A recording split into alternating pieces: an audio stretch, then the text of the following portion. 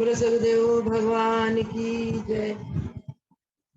योग योगेश महापुर रामलाल जी, योग मार्तन मृत्यु भगवान, हम सभी के प्राणाधार सतगुरु स्वामी देवदास जी महाराज के श्री कमलों में हम सभी बच्चों का साष्टांग दंडवत प्रणाम स्वीकार हो।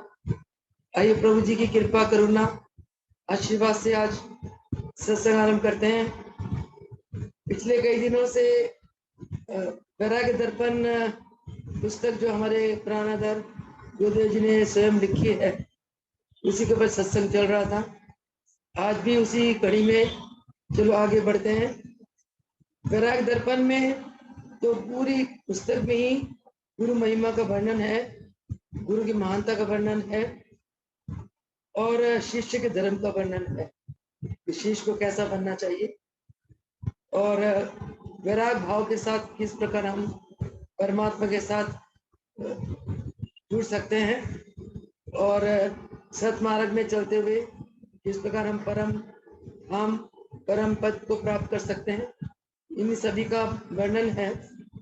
आइए, पिछले सत्संग की जो कड़ी चल रही थी वैराग्य दर्पण में, महाराज जी गुरु की महिमा का वर्णन कर रहे थे कि महाराज जी अपने को बहुत धन समझ रहे थे कि मुझे ऐसे मुलकराज प्रभु जैसे महान दयालु गुरु मिले।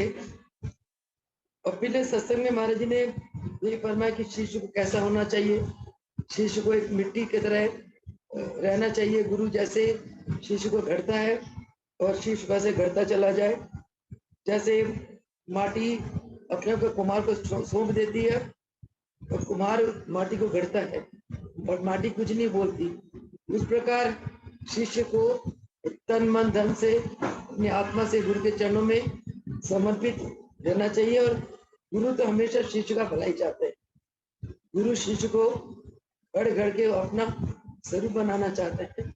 गुरु की बहुत महान दया है शिष्य के ऊपर।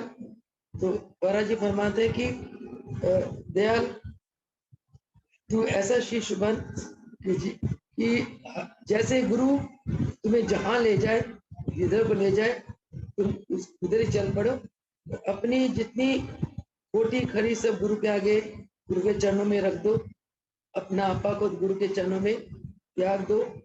दयाल गुरु ऐसे मिले जैसे धोबी हो, जिस प्रकार धोबी कपड़े के मल को धो धोकर साफ करता है, उसी प्रकार गुरुदेव अपने शिष्य के मन के विकारों को धोकर साफ करते हैं।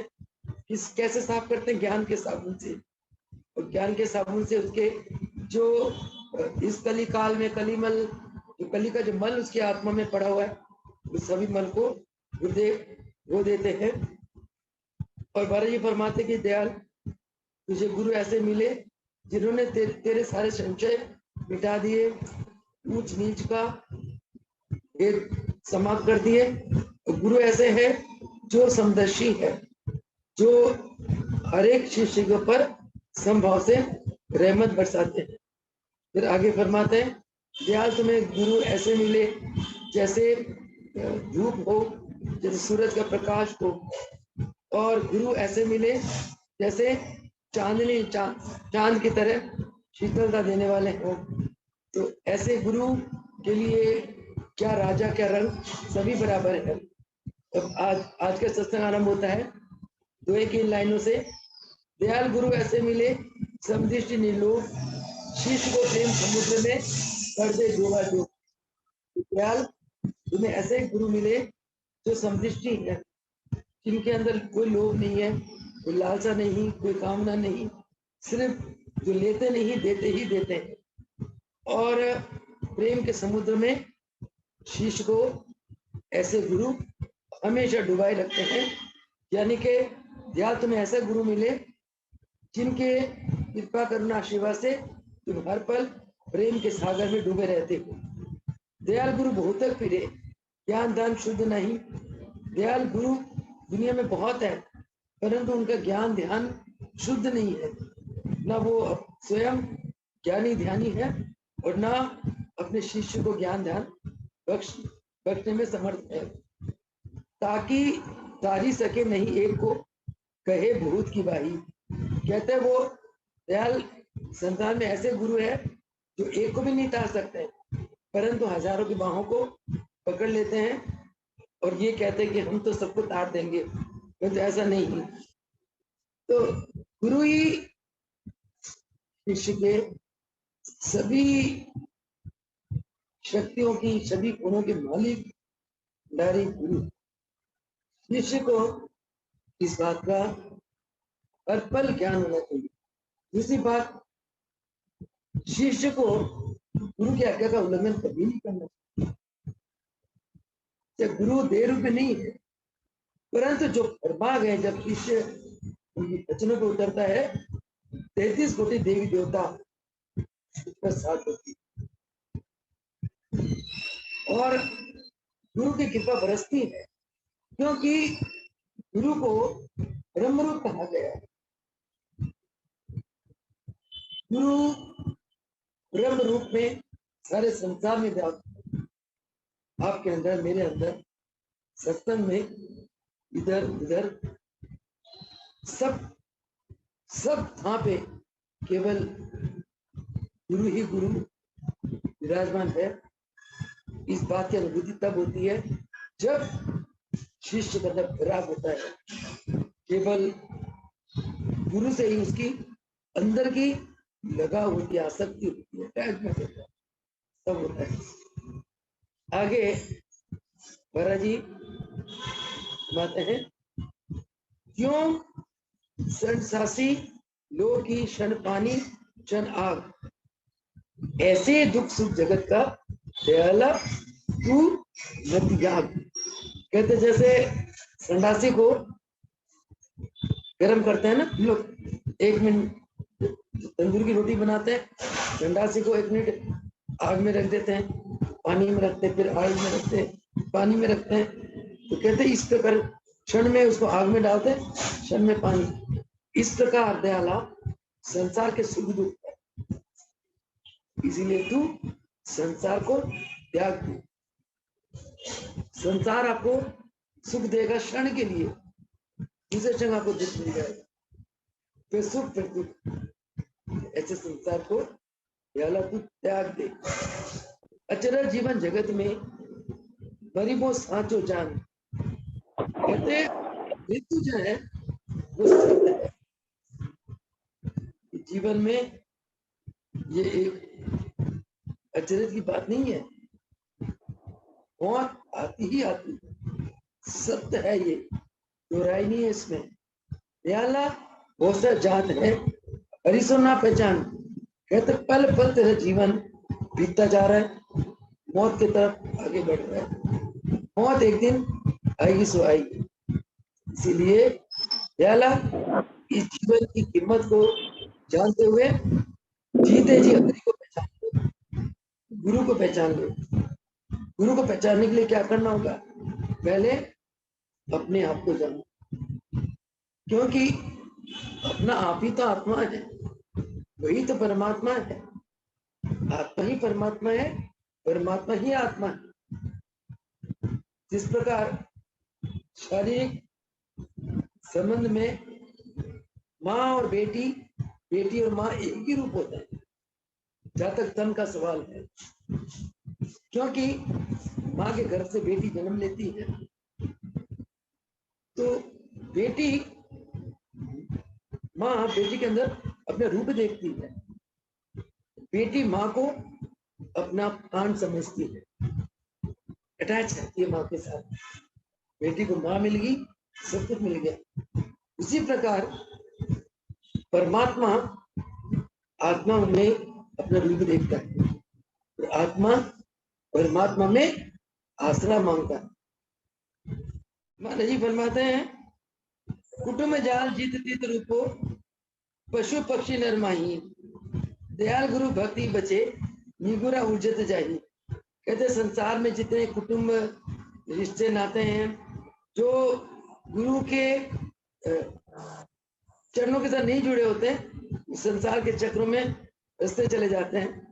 केवल संसार की उलझनों से और संसार के जो कष्टों से, जंजालों से, रिश्ते नातों से केवल गुरु भक्त ही बच सकता है। यानी कि गुरु अपने भक्तों को संसार के उलझनों में से बचाए रखते हैं। आगे कहते बार बार नाते मिले लग 84 माह। बार बार जितने हम 84 के गेड़ में पड़े रहते हैं, बार बार जन्म लेते हैं, बार बार मृत्यु को प्राप्त करते हैं, उतने ही हमें रिश्ते नाते मिलते रहते हैं।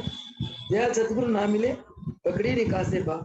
दयाल अगर सतगुरु ना मिलते तो वह भवसागर से पार ना होता। सतगुरु ही अपने शिष्य को, अपने भक्त को उनकी बाह पकड़ के भवसागर से पार करते हैं। जन्म जन्म हर रंग संग ही मिली रहो आटो याम। महाराज जी फरमाते हैं गुरुदेव को, हे गुरुदेव हर जन्म आप मुझे मिलते रहे, आठों याम पर हर घड़ी केवल मैं आप ही को पाऊं। दयाल गुरु के ना मिले पाया ना मिष्टाम। दयाला जब तक गुरु नहीं मिलते तब तक मन को शांति नहीं, मन को सुख नहीं, मन को आनंद नहीं। दयाल गुरु पूरन मिले शीश मेला घट चित। कहते हैं कि शिष्य का जो घट है, चित है, वो मेला है, परंतु केवल सदगुरु ही शिष्य के इस मैले तन और मन को धोकर साफ करते हैं। मैं बरसे कालरा जिमी इतना उपजे चित।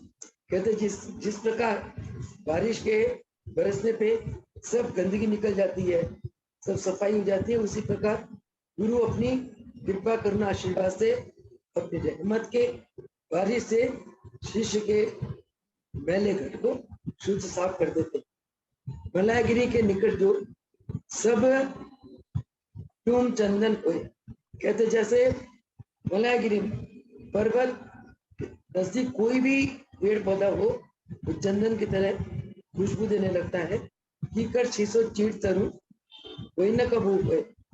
परंतु चीड़ के कीकर के पेड़ के पास अगर कोई भी तरु कोई पौधा हो तो वो कभी भी वो उसके अंदर खुशबू नहीं होती। कहने का भाव ये है कि जब शिष्य गुरु के संग में आता है, गुरु उसे सर्व गुणों से संपन्न कर देते हैं।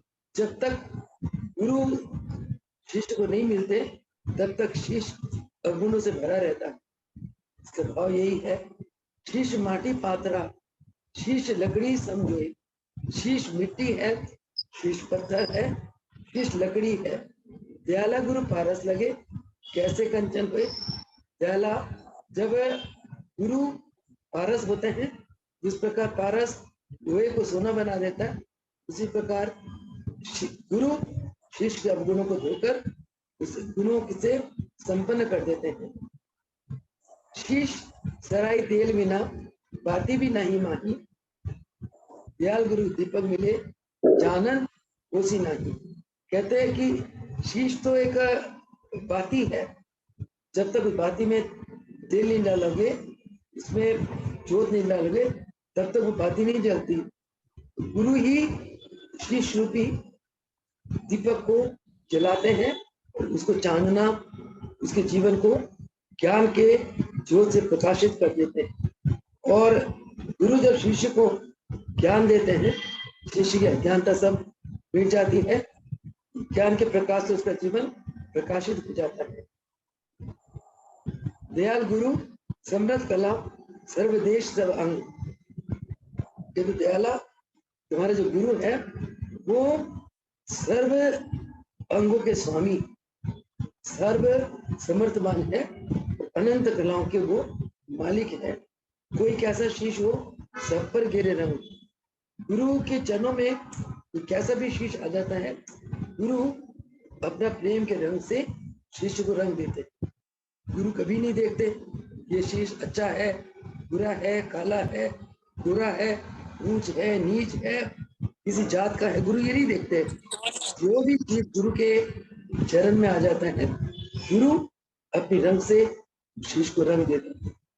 दयाल गुरु रंगरेज सा सभी को रंग दे, जैसा तैसा वसन हो जो कोई आवेश है। कहते हैं कि गुरु रंगरेज की तरह है, जिस प्रकार रंगरेज कपड़ों को रंग देते हैं, उसी प्रकार गुरु शिष्य को अपने प्रेम के रंग से रंग देते हैं, परंतु जिस शिष्य का जैसा भाव होता है उस शिष्य को उसी ढंग से उसी भाव में गुरु रंग देते हैं। दयाला गुरु दर्शन दियो, पूरी रहे सब टूर। दयाला दीनदयाल महाराज जी अपने बारे में कह रहे हैं कि गुरुदेव हर पल आप मुझे दर्शन देते रहे ताकि मैं आपके दर्शन से हर पल तृप्त रहूं, हर पल आनंद में रहूं, शांति में रहूं।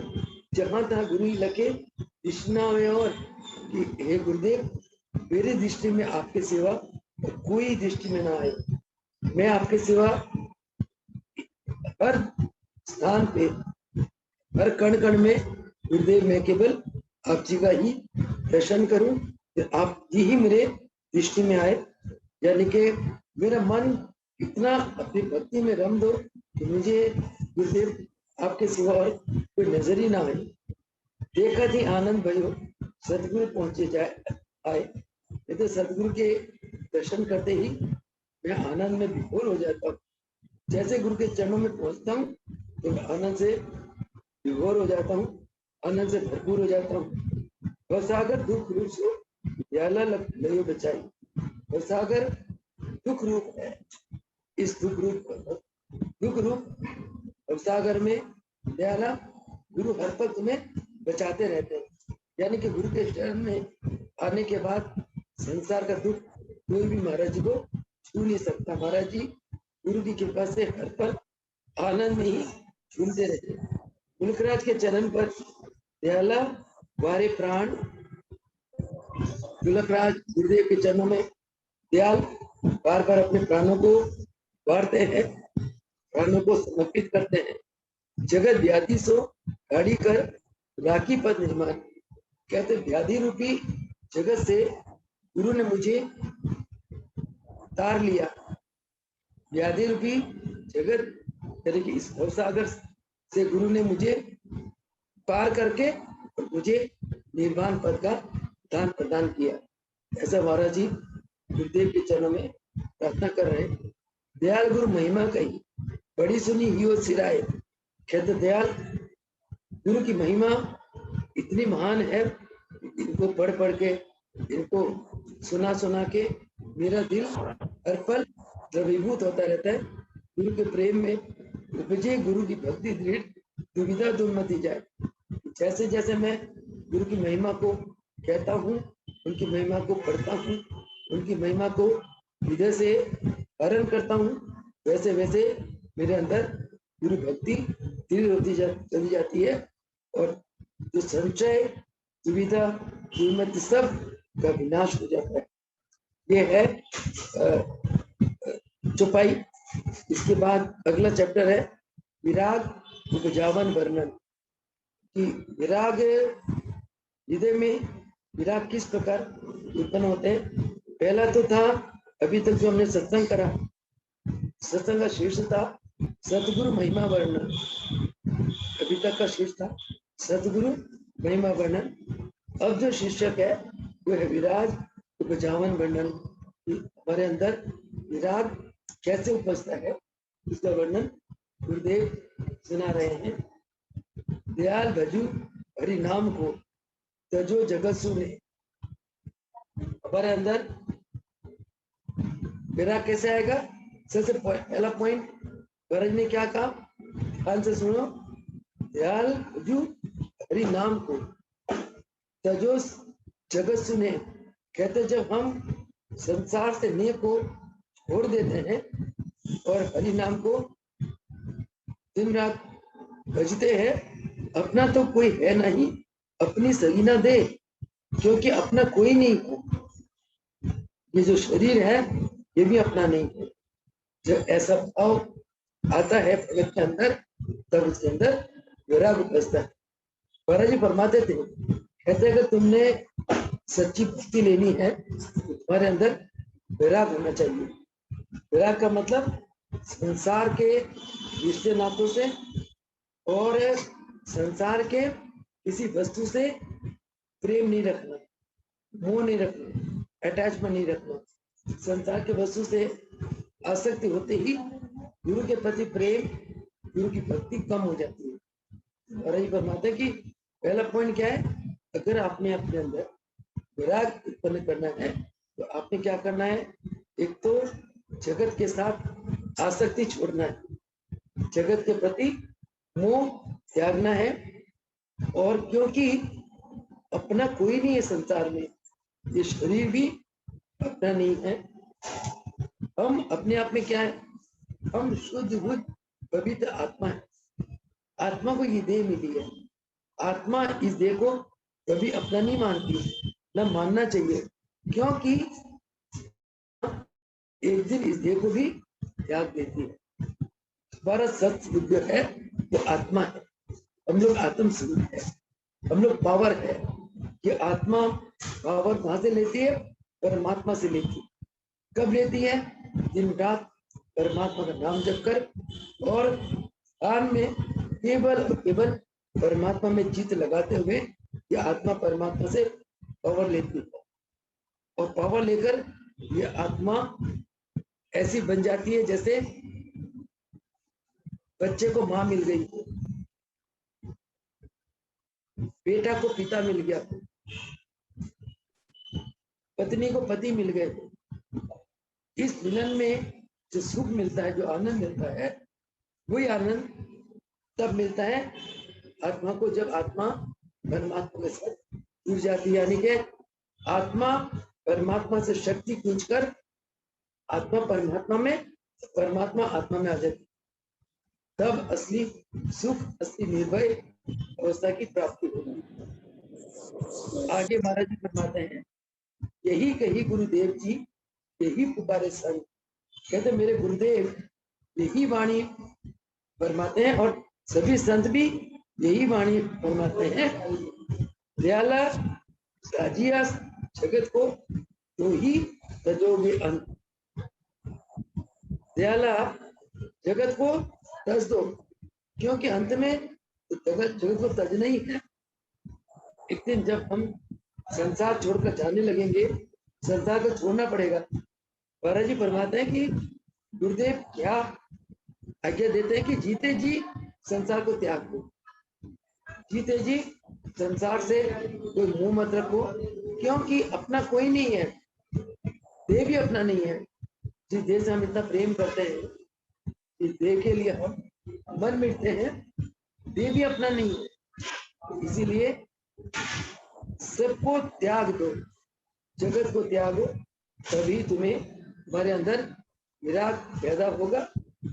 विराग पैदा होते ही भगवान के प्रति बहुत अनुराग प्रेम आएगा। कला कल्पना कुछ घना सदा रहे मन भंग। कहते संसार में कला कलेश दुख, इससे क्या होता है, इससे मन दुखा रहता है, मन टूट जाता है, मन दुखी होता है। संसार के कला कलेश से अकस भरे को छोड़िए, दयाला जग बेढंग। कहते कि संसार जो है ना, बिल्कुल बेढंग है। संसार में कोई रीत नहीं है, नियम नहीं है, कोई अपनापन नहीं है, सब स्वार्थ के भूखी है। कोई भी आपको स्वार्थ के साथ प्रेम करेगा, निस्वार्थ प्रेम कोई नहीं करता। मुझे याद आती है गुरुदेव जब सन 1972 में पहली बार गुरुदेव के जन्म में गई, जाते ही मुझे इतनी पावर मिली, इतनी दिव्यता मिली और गुरुदेव के प्रति बहुत अपनापन लगा मुझे। 2-3 दिन बाद महाराज जी फरमाते मुन्नी एक कागज पेन लेके आ। उनको पता था कि उन्होंने मुझे मेरे जीवन को कैसे चलाना है, कहाँ ले जाना है। 20 साल की उम्र की बच्ची को क्या पता, मुझे तो कुछ नहीं पता। MSc पास करते ही PhD स्टार्ट करा, गुरुदेव के चरण में आ गई। कहते मुन्नी कागज पेन लेके आ। गुरुदेव तो बहुत दुर्दृष्टि थे, अभी भी है, अभी भी वही चला रहे। हर पल मुझे नजर आते हैं, गुरुदेव बैठे हुए हैं, हर पल मुझे गाइड कर रहे हैं, मेरी सुन रहे हैं, मेरे जीवन को चला रहे हैं, फिर से बुलवा रहे, शरीर में शक्ति दे रहे, आप लोगों को प्रेम दे रहे, सब कुछ वो कर रहे हैं। उन्होंने कागज पेन लाने को कहा। कहते मैं 2 लाइन बोलता हूँ, लिख। कहते कि सुर नर मुनि जन है। सूर मतलब देवता, नर इंसान, मुनि तपस्वी, देवता, सूर नर, मुनि जन की ये रीति स्वार्थ लाग करे सब प्रीति। इतनी बड़ी बात, सागर में सागर भर दिया। ये शब्द सुनते तंग रह गई। मैंने कहा इतनी बड़ी बात महाराज जी ने मुझे आज बताई और गदगद हुए मैं तो। इसका मतलब क्या हुआ कि देवी देवता तपस्वी मुनिजन सब आपसे स्वार्थ के वश में प्रेम करेंगे। निस्वार्थ प्रेम केवल कौन करेगा? सदगुरु। गुरु तो सामर्थ्य है, वो तो अनंत शक्ति के मालिक है, दाता है, भंडारी है। हम भिखारी हैं, उनको हमारी क्या जरूरत? हमें उनकी जरूरत है। हम उनके चरणों में जाते हैं और वो हमें अपना रूप बना देते, अपनी शक्तियां दे देते, अपनी कृपा से हमारे जन्मों के मन का मैल धो देते, हमारे जन्मों के कर्म संस्कार को काट देते और अपनी शक्ति देकर वही कार्य करवाते हैं जो स्वयं करते थे। और उनको ये परवाह नहीं है मेरा शीश बहुत ऊंचाई में चला जाएगा तो मेरा नाम धूमर पड़ जाएगा, कोई परवाह नहीं। वो खुश होते हैं कि मेरा शीश और ऊंचाइयों में जाए, परंतु शीश वही जो गुरु को आगे रख के चलता है, गुरु को ऊंचाइयों में लेकर चलता है, गुरु की वाणियों को बिल्कुल पूर्ण तोल देता है। गुरु की वाणी क्या है, मेरे गुरु की आज्ञा क्या है, गुरु क्या चाहते हैं मेरे से। जब इस बात को शिष्य जान जाता है, उन्हीं की कृपा जानता है। जो शिष्य की बुद्धि जितनी सूक्ष्म होती है उतनी ही गुरु की अंदर की दैविक बातों को समझ जाता है। सूक्ष्म बुद्धि कब आती है? जब हम नित्य प्रति कम से कम 3 घंटा ध्यान में बैठते हैं। ध्यान में बैठते हुए अंतःकरण को शुद्ध रखना है, किसी के प्रति बुरा विचार नहीं, बुरी सोच नहीं, केवल और केवल हृदय में प्रेम रखते हुए, शुद्ध भावना रखते हुए, दूसरों की भलाई का भलाई में ख्याल रखते हुए, भलाई का ख्याल रखते हुए, जब शेष अपनी वृत्तियों को गुरु के दिव्य स्वरूप में उसके पावर के साथ जोड़ देता, अपनी पावर को गुरु के पावर को जोड़ देता है, तब शिष्य के घट में गुरु की उपस्थिति की अनुभूति होती है। उस अनुभूति से शिष्य गदगद हो जाता है। शिष्य को अपनी औकात का पता चलता है कि जो मेरे अंदर अनुभूति है गुरु की है, गुरु की उपस्थिति मेरे घट में है तो मेरा जीवन है, मेरा प्राण है, आनंद है। नहीं तो इसके बिना सब, इनके बिना सब बेकार है। इस प्रकार की जब शिष्य को गुरु अनुभूत कराते हैं तभी शिष्य को पता चलता है मेरे गुरु ही। जो गुण परमात्मा में होता है वही गुण आत्मा में होती है। परमात्मा जब आत्मा के अंदर हम मन का विकार आत्मा के ऊपर से हटा देते हैं तो आत्मा अपनी आनंद रूप में आ जाती है, क्योंकि आत्मा का स्वभाव आनंद रूप। फिर जब हम मन से अज्ञानता हटा देते हैं आत्मा आनंद में आती है, ज्ञान रूप हो जाती है आत्मा। आत्मा अपने ज्ञान स्वरूप में आ जाती है, क्योंकि आत्मा का स्वरूप ज्ञान स्वरूप है। जब हम मन की कमजोरियों को हटा देते हैं, संशय, भ्रम, ईर्ष्या, राग, द्वेष, तेरा मेरा, ऐसे विकारों को हटा देते हैं, तब आत्मा अपने पावर में आ जाती है। उस पावर में आत्मा आनंद में रहती है, क्योंकि आत्मा का स्वरूप शक्तिशाली। ज्ञान, शक्ति, आनंद, यही आत्मा का स्वरूप है। हम आत्मा के इस स्वरूप को अपने मन के विकारों के कारण ढके रखते हैं। तभी कहते हैं कि अज्ञानतावश आत्मा अंधकार में डूबी है। उस अज्ञानता से हमने ज्ञान की तरफ बढ़ना है, प्रकाश की तरफ बढ़ना है। कैसे? गुरु के शरण और अभ्यास, गुरु की बताई हुई साधना। जब तक अभ्यास नहीं करेंगे, साधना नहीं करेंगे, तब तक आत्मा मन के लपेटे में आकर सुखी दुखी अज्ञानी द्वंद इन अविद्या में फंसी रहती है और जीव बहुत दुख पाता है। धन्य है गुरु जो ज्ञान के प्रकाश से हमारी आत्मा को, हमारी मन की कालिका को धोकर आत्मा को प्रकाशित करते हैं। गुरु अपनी शक्ति से शिष्य के अंदर प्रवेश कर जाते हैं हवा की तरह, और उसके अंदर मोह अज्ञानता को दूर करते हैं। गुरु बताते हैं जीव को ये रिश्ते नाते सब झूठे हैं, संसार झूठा है, शरीर झूठा है, एक सत है तो हरि का नाम, गुरु के दर्शन, गुरु का प्रेम, वो सब। भगवान शंकर ने जब खूब समाधि लगाई, समाधि के बाद उत्थान अवस्था में आए, मां पार्वती को क्या फरमाते हैं?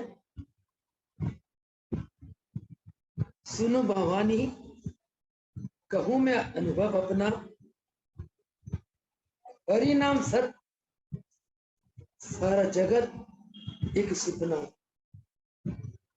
सुन भवानी, कहूं मैं अनुभव अपना, हरि नाम सत, जगत एक सपना।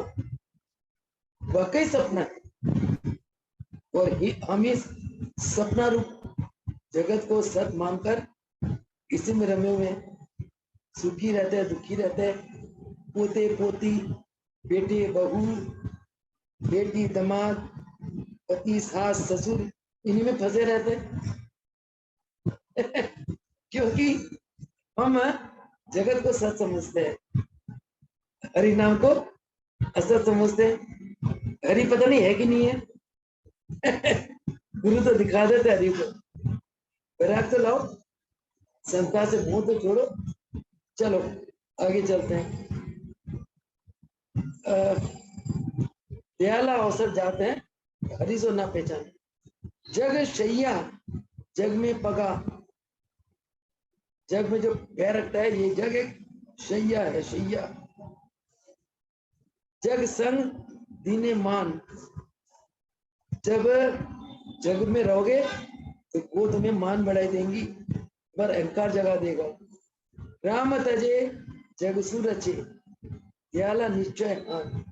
कहते अगर दयाला तू राम को तज कर जग में फंसेगा, तेरा नुकसान, तेरा हानि निश्चय है। जो भगवान के तरफ विमुख होता है, जगत के तरफ मुख कर लेता है, वो महादुखी होता है। इसके विपरीत जो जगत के तरफ पीठ करता है, भगवान के तरफ मुख करता है, वो संसार में सबसे बड़ा सुखी है। अकी सोई चीनू फिकर ना कोई। आगे महाराज फरमाते हैं, झूठा नाता जगत का, झूठा है घरवास। घर बार सब झूठे हैं, जगत का नाता भी झूठा है।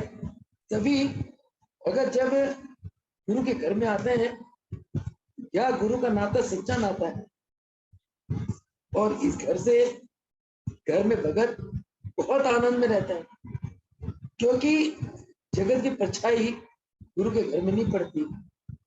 गुरु के घर से जगत की परछाई बहुत दूर रहती है, संसारी कोई बात होती नहीं है गुरु के घर में। सुबह उठो, गुरु का नाम, योगा कराओ, गुरु का कार्य, पाठ पूजा करो, गुरु के चरणों की पूजा, भजन गाओ, गुरु का भजन। शाम को फिर योगा कराओ, गुरु का कार्य। रात्रि आरती करो, गुरु की आरती। चालीसा पढ़ो, गुरु का चालीसा। भजन गाओ, गुरु के भजन। अनुभूति शेयर करो, गुरु की अनुभूतियां। रात को सो जाओ, गुरु का नाम लेके सो जाओ। बताओ पॉसिबिलिटी मिलेगी कि नहीं? यहाँ संसार की छाया परछाई नहीं होती गुरु के घर में। घर में जाके संसारिक रिश्ते नाते सब जाग जाते हैं, और भक्त को संसार के नातों में, संसार के घर में और कष्ट होता है, दुख होता है। हाल ही में आपने देखा ही है, भक्तनी आई करनाल आश्रम में, बड़ा सुख मिला। 7 दिन उड़ते उड़ते कैसे बीते पता ही नहीं चला। कहते ऐसा लगा था 7 दिन 7 मिनट के बराबर चला गया। फिर घर चले गए, जाना तो था ही, घर जाके अभी तक सेट नहीं हो पा रहे, परेशान हो रहे, गुरु का घर याद। यही हाल मेरा था जब मैं घर से आती थी, तिलक नगर से बम्बारी रोड। पहले स्कूल में जाना, टीचिंग जॉब करना, दोपहर को माँ के चरण में आना, रात तक चरण में रहना। रात को अंधेरे में 3 छिपने में मारना, चलो शशि जयंती घर जाओ। हम दोनों रोते रोते जाते थे, पूरी रास्ता रोते रहते थे। कहते कहाँ तो गुरु के चरण, इतना आनंद आ रहा था, तो लूट रहे थे आनंद। कभी कोई सेवा, कभी कोई सेवा, कभी गुरु का प्यार, कभी प्रसाद, भक्तों की सेवा। झूमते थे, नाचते थे, घर उदास होकर जाते थे।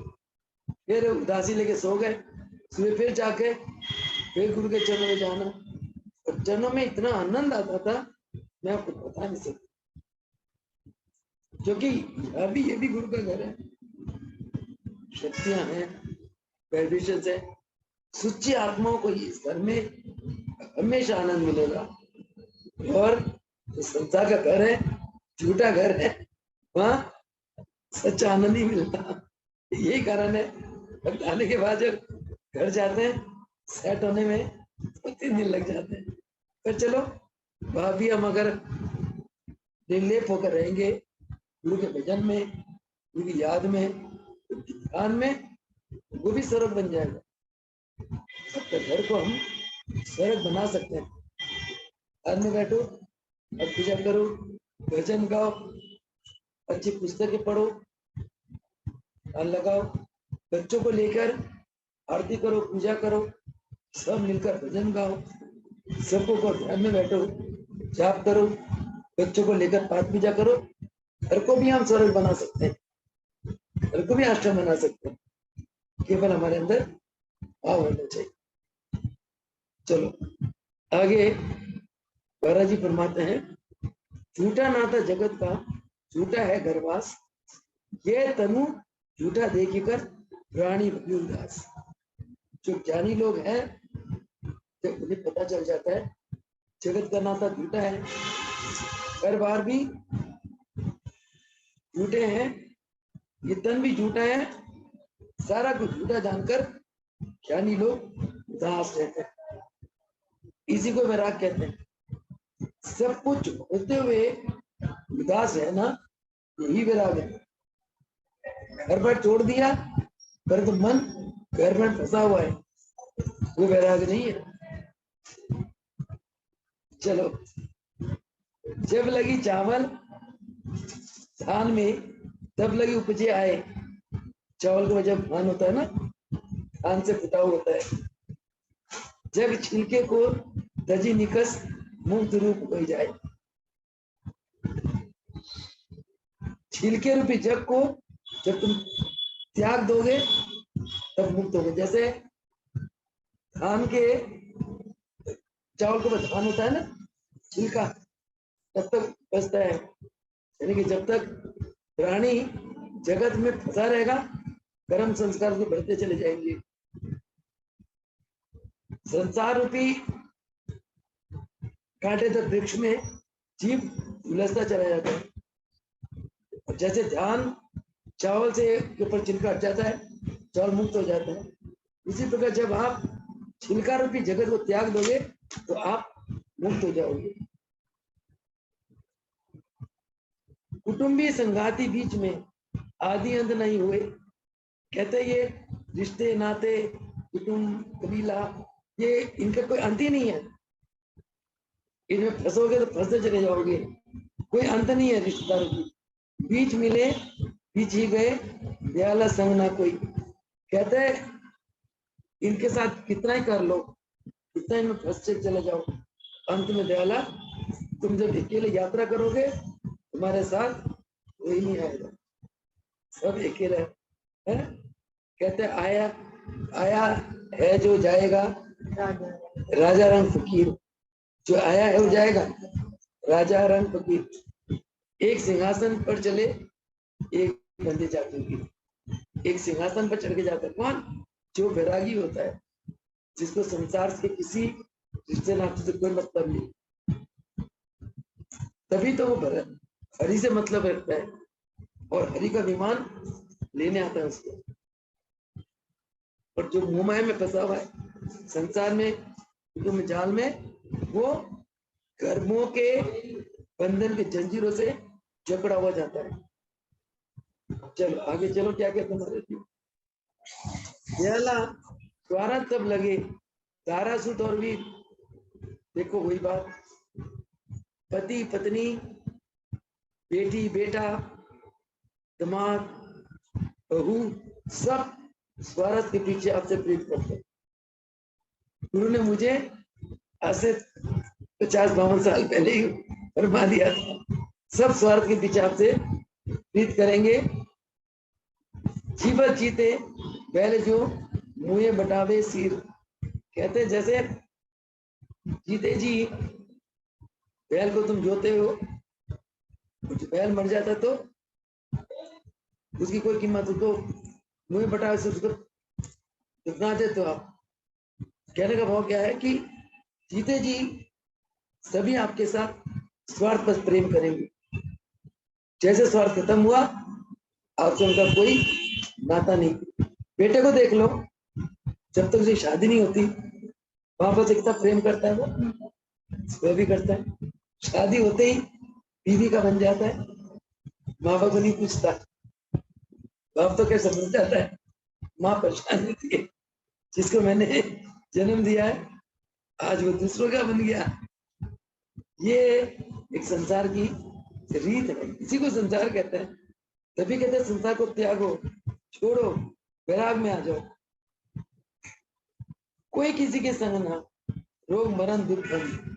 तो रोग मरण दुख सब बंधन है, कोई किसी का कोई संग नहीं है। इतने पर अपनों कहे दयाला ये नर अंध। कहते फिर भी जो कोई इनको अपना कहता है वो नर अंधा है, अंधा अज्ञानी। जब कोई किसी का संग नहीं फिर भी तुम इनको अपना मानते हो, तो कहते तुम्हारे जैसा ज्ञानी कौन होगा, इसका तुम अंधे हो, आंख नहीं तुम्हारे अंदर। दर्द बटाई सके नहीं, मुए ना चाहे चाले साथ। कहते दर्द तो बटाते नहीं कोई भी, और जब हम मर जाते हैं कोई ना कोई हमारे साथ नहीं होता है ना। वो एक इंसान जान कर भी इतना समझ ना पाया, जाना पड़ेगा एक दिन, ये है न कहा पाया है। कहता है कि ये जो तूने ये मेला बनाया क्यों बनाया, और क्या तूने साथ लेके जाना है, क्यों इतनी आसक्ति रखता है, क्यों इकट्ठे करता है। 2 गज कफन का टुकड़ा तेरा निवास होगा, भी तेरे को समझ नहीं आती। जो विक्रम बढ़ाता है, सत्कर्म कर, निष्काम कर्म कर, दया रख, सच प्रेम कर, जितना हो सके सेवा कर, उपकार कर, संतोष में है, खुद कष्ट पाके दूसरों को सुख दे, ये कर्म साथ जाता है। आगे कोई किसी के संग ना, रोग मरण दुख गम। इतने पर अपनों कहे जला दर्द बटाई सके नहीं, मेरा चाहे साथ दयाला क्यों कर आपने सब नाते बर्बाद। कहते जब कोई साथ ही नहीं चलता तो तूने सबके साथ नाता जोड़कर अपना जीवन को क्यों बर्बाद किया। मर बिछुड़े जो कुटुंब को न देखे आए, कहते कुटुंब में जो मरकर बिछुड़ जाते, दोबारा कोई नहीं आता। महल द्रव्य संतान को पहला बच्चे बुलाए, तो महल द्रव्य संतान पहला ये सब कुछ तुझे छोड़कर जाना है, इसलिए तू इन कुटुंब को, कुटुंब परिवार के प्रति, सांसारिक चीजों के प्रति आसक्ति मत रख। हर पल फिराक मर विचुरन जो हो जो तरुवर्षु पाप, कहते हैं जैसे तरुवर से पत्ता गिर जाता है खत्म, उसी प्रकार वरना विचुरन हो जाता है। दयाला पाया प्राण को, प्राण जो मुख सेती बात, कहते दयाला ये जो शरीर है, प्राण है, ये भी एक दिन तुझे मैंने छोड़ना है, इसीलिए तू अभी भी समझ जा ये जीवन का अंत होना ही होना है। जब तक तू जिंदा है तब तक सत्कर्म कर, गुरु की भक्ति कर, गुरु से धीर रख और गुरु की आज्ञा का पालन करते हुए तू परमात्मा की प्राप्ति के पथ पर आगे बढ़। आखिर दो शब्द है, दयाला जीवत सब सगे मुझे निकट नहीं हुए। जब तक आप जिंदा हो सब आपके आगे पीछे घूमेंगे, मरने के बाद 2 दिन याद करते, तीसरे दिन भूल जाते हैं। जब मर जाते कोई निकट नहीं आता। बेटा भी आपको शमशान घाट तक जाकर डमरू देकर वापिस आ जाता है। डूबे सारथ आपने सपने देखी डराए, कहते वो आपके जाने के बाद जो आपके कुटुंब परिवार रोते हैं वो आपके लिए नहीं रोते हैं, केवल आपके स्वार्थ के पीछे रोते हैं और मन में सपना देखते कि चले गए क्या होगा, उसके उस डर के मारे वो परेशान होते। तो इसीलिए सारा वैराग्य के ऊपर है कि हमें जिंदगी की सच्चाई को जानते हुए केवल गुरु मार्ग में चलना है, गुरु से प्रीत रखना है। हाँ, ये नहीं कि भाई अपने कर्तव्य मार्ग को छोड़ना है, कर्तव्य पथ को त्यागना है, ऐसा नहीं करना। कर्तव्य के राह में चलना है। जो हमारा धर्म है, निष्काम भाव से उस धर्म को निभाना है, परंतु अंदर की जो लौ है केवल और केवल गुरु चरणों के प्रति वगैरह होना चाहिए।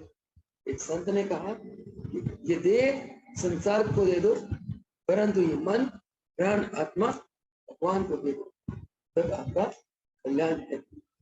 इन्हीं शब्दों के साथ आज के सत्संग को नाम देते हैं। कल फिर देखते हैं प्रभु जी क्या बुलाएंगे, समय देते कि नहीं देते, इस सब को सारा व्यवस्था उनके हाथ में। मेरे मन में कभी नहीं आता कि आज सत्संग नहीं करना या सत्संग में कुछ नहीं बोलना या सुनना नहीं, ऐसे मन में नहीं आता। जैसे 5 बजते हैं उसके बाद पता नहीं कौन कौन से काम आ जाते हैं, फोन आ गया, कोई और व्यवस्था आ गई, काम पड़ गया, फिर वह सोचते कर्म प्रधान, किसी का दुख का फोन है, कोई परेशान है, तो मेरा मन यही कहता कि उसको समाधान करूं, सभी बातों से निवृत्त होकर फिर अपने सत्संग में बैठूं। ऐसा मन में विचार, काम पड़ा है, तो कुछ याद कर रहा है, लेबर के कुछ से जरूरत है, मेरी जरूरत है, इन कर्तव्यों को अगर त्याग करके मैं अकेले सत्संग में बैठ जाऊं, ये भी धर्म नहीं है, ये भी अधर्म है। तो इसीलिए देखते हैं कल प्रभु जी जैसे कृपा करेंगे ऐसे ही सत्संग में आएंगे। जो बुलवाएंगे उन्होंने बुलवाना है। जीव के अंदर तो कुछ भी नहीं है, कोई ना बुद्धि ना बल ना आओ, कुछ भी नहीं होता जीव के अंदर।